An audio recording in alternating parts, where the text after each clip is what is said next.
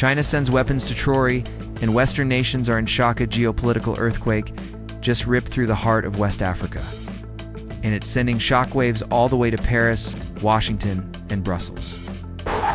While the West was busy with its own politics, a tectonic shift was happening in the Sahel, and it all leads to this: a massive shipment of advanced, battlefield-ready Chinese military hardware has just been delivered to Burkina Faso. This isn't just another arms deal. Declaration. Statement written in steel, signed by Captain Ibrahim Traoré, and delivered by Beijing. It signals the end of an era, the collapse of Western military dominance in a region it once saw as its own backyard. Western nations are in shock, not just because of the weapons, but because they were caught so off guard. They fundamentally misread the frustration, the ambition, the iron will of a new generation of African leaders. Forget what you think you know about power in Africa. While the West was looking the other way, China made a game-changing move. A huge shipment of advanced Chinese weapons has landed in Burkina Faso. It's more than just an equipment upgrade. It's a bold message to the world that the era of Western dominance in the Sahel is over. Stay tuned, because this is the story of how one arms deal ignited a geopolitical firestorm. Section 1. The Arsenal of Sovereignty. A breakdown of the hardware. So, what exactly was in this shipment? To get why this is such a big deal, you have to understand the hardware. This wasn't a symbolic gift of outdated equipment. This was a strategic injection of modern military tech, specifically chosen to give Burkina Faso's army a real edge in its brutal war against insurgents. Let's break down the crown jewels of this delivery. First, there are advanced armored vehicles from Chinese defense giant Norinco. These aren't simple personnel carriers, they're high-mobility fighting platforms. Picture a mine-resistant beast designed to thrive in the punishing Sahelian terrain, capable of hitting high speeds to outmaneuver its enemies. It can mount a powerful cannon, allowing it to engage targets accurately on the move, and its armor is designed to withstand heavy machine gun fire and IEDs. For an army fighting a hit-and-run enemy, these vehicles are a game-changer, enabling rapid reaction forces to hunt down insurgents and reinforce outposts with overwhelming firepower. But that's just the start. The shipment also reportedly included self-propelled artillery. This is where the tactical genius of the deal becomes clear. These weapons are masterpieces of versatility. Mounted on a mobile chassis, they can act as traditional mortar, lobbing shells to break up enemy formations. But they can also lower their barrels and act as direct fire cannons to punch through fortified positions. This flexibility is critical. It means a Burkina commander doesn't need to call in separate assets. 4 different threats. One platform can adapt instantly to the chaos of the battlefield. And then there are reports of multiple rocket launch systems. The armored vehicles are the spearhead and the artillery is the sword. This is the hammer. This kind of system gives Burkina Faso something it has never had before: the ability to project overwhelming power deep into hostile territory. With a range that can extend for dozens of kilometers, it can saturate entire areas with devastating rocket barrages, wiping out insurgent staging grounds long before they become a threat. When you combine these systems, you see a real military strategy taking shape. These aren't just weapons, they're integrated tools for a new kind of war. A war of mobility, precision, and overwhelming firepower, designed not just to contain the insurgency, but to crush it. This delivery is the physical proof of a modernization plan announced by Captain Traoré himself, and every piece of this game-changing hardware is stamped, made in China. The architect of the shift, Traoré's vision and the French divorce. So how did we get here? How did a nation locked into France's military orbit for decades make such a dramatic pivot? To get that, you have to understand the man at the center of it all: Captain Ibrahim Traoré. When Traoré took power in late 2022, he represented a new, defiant generation of Pan-African leadership. He spoke a language that resonated deeply across the Sahel, a language of sovereignty, dignity, and a total rejection of the neo-colonial ties that, in his view, kept his country weak. And you can see why he was frustrated. For years, Burkina Faso has been the epicenter of a horrific jihadist insurgency. The international response, led by former colonial power France, was Operation Barkhane. But too many in the Sahel, Barkhane was a failure.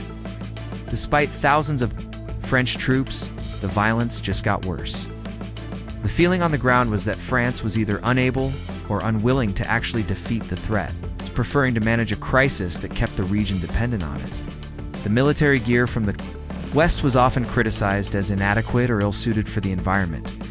Worse, aid often came with political strings attached, lectures about governance and demands that felt like an attack on their sovereignty. Traoré saw his soldiers dying with inferior tools, while potential arms deals were held up by Western. Politics. The breaking point was the attitude of Western powers after he took power. Instead of engaging with his new government to solve the security crisis, they hit him with condemnation and pressure. The United States, citing democratic principles, suspended military cooperation and refused to sell weapons to his government. For Traoré, this was the ultimate hypocrisy. How can you claim to be a partner in fighting terrorism while denying the very tools needed for the fight? In his eyes, it wasn't a partnership, it was domination. And he refused to play along.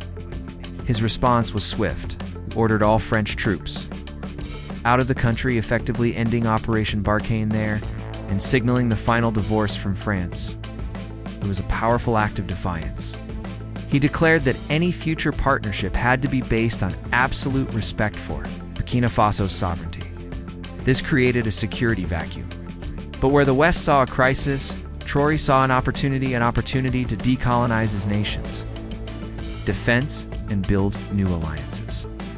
He started diversifying, acquiring hardware from Turkey, for example. But the centerpiece of his new strategy, the partner that could deliver the scale he needed, was China. China offered what the West wouldn't: advanced weapons, delivered quickly, and most importantly, with no political strings attached. For Burkina Faso, it wasn't just a deal, it was liberation. Section 3. The global chessboard ripples of the firestorm. This arms deal wasn't made in a vacuum. It was a calculated move on the global chessboard, and the ripples are forcing every major player to rethink their strategy. For France, this is a strategic catastrophe. After getting kicked out of Mali and Niger, losing influence in Burkina Faso is the final nail in the coffin of Francafrique. The old network of influence France used to dominate its former colonies. For decades, Paris was the kingmaker in the Sahel.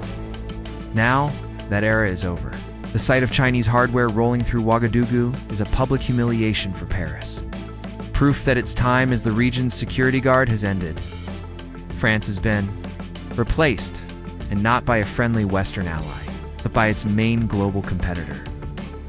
For the United States, the situation is a jarring wake-up call. Washington was caught flat-footed, a victim of its own rigid foreign policy. For years, the U.S. has said it wants to be Africa's partner of choice, but its actions told a different story. By blocking arms sales and prioritizing political pressure, the U.S. basically pushed Burkina Faso into China's arms. Now, Washington faces a strategic nightmare. The Sahel is quickly becoming a post-Western security bloc. Armed with Chinese and Russian tech that isn't compatible with U.S. systems, the U.S. is discovering that its old levers of influence, diplomatic pressure, and conditional aid don't work so well against China's no-strings-attached approach. For China, this is a brilliant geopolitical move. For years, analysts said China's interest in Africa was just about economics. That was a dangerous miscalculation. Beijing knows that real influence needs both economic and security ties. It's now moving from being Africa's biggest trading partner to becoming its most significant security partner. This deal isn't just about selling weapons. It's about embedding China into the region's security fabric. Every arms deal creates a dependency, tying African militaries to Chinese supply chains and tech for decades. Beijing is playing the long game, and it's winning. And what about Russia? While China delivers the hardware, Russia provides the operational know-how. Moscow has been expanding its influence across the Sahel, deploying advisors from its Africa cores. The relationship is complementary. China provides the modern arsenal, and Russia provides the battle-hardened expertise to use it. The defense chiefs of Burkina Faso, Mali, and Niger have already held meetings in Moscow. This creates a powerful synergy, a Sahelian military bloc armed by China and trained by Russia, forming a united front that is openly hostile to Western influence. Section 4. The sovereignty narrative. A continent reclaims its destiny. What is happening in Burkina Faso is the most dramatic chapter in a much bigger story. Africa's second independence. It's a continent-wide push to reclaim sovereignty. Just politically, but militarily. The events in the Sahel are a powerful statement that African nations will no longer outsource their security to former colonial masters. Traoré's actions aren't happening in isolation. His neighbors are doing the same, along with Mali and Niger. Burkina Faso has formed the Alliance of Sahel States (AES), a mutual defense pact that is evolving into a confederation. This is a new geopolitical reality. The AES is a bloc of nations that have collectively turned their backs on the West. They've expelled French troops, kicked out UN peacekeepers, and cut defense ties with the US and Europe. They are building a joint military force to fight their common enemy. This is the tangible act of what analysts call decolonizing defense. For generations, African armies were structured to be dependent on Western powers. The AES is dismantling that legacy, building an architecture based on African solutions to African problems. The narrative here is incredibly powerful, and it's resonating far beyond the Sahel. It frames the choice between the West and new partners like China and Russia as a choice between continued subjugation and genuine self-reliance. The West, with its history of colonialism and conditional aid, is increasingly seen as the past. China, with its rhetoric of mutual cooperation and non-interference, is seen as the future. But this path has its dangers. Critics warn that this pivot carries huge risks. The dramatic surge in military spending could pull vital resources away from education, healthcare, and development. There are also fears that this new arsenal could be used to entrench military rule and crush dissent. And of course, a deep reliance on Chinese arms could simply swap one form of dependency for another. But for the leaders of the AES, these are risks they're willing to take. In their minds, the risk of depending on a West that failed them is far greater than the risk of embracing new partners. They're betting everything on the belief that true security only comes from strength, and true sovereignty can only be built by those willing to fight for it with weapons of their own choosing. Conclusion. The arrival of these warships of the land on the dusty plains of the Sahel is more than just a headline. It's a historical turning point.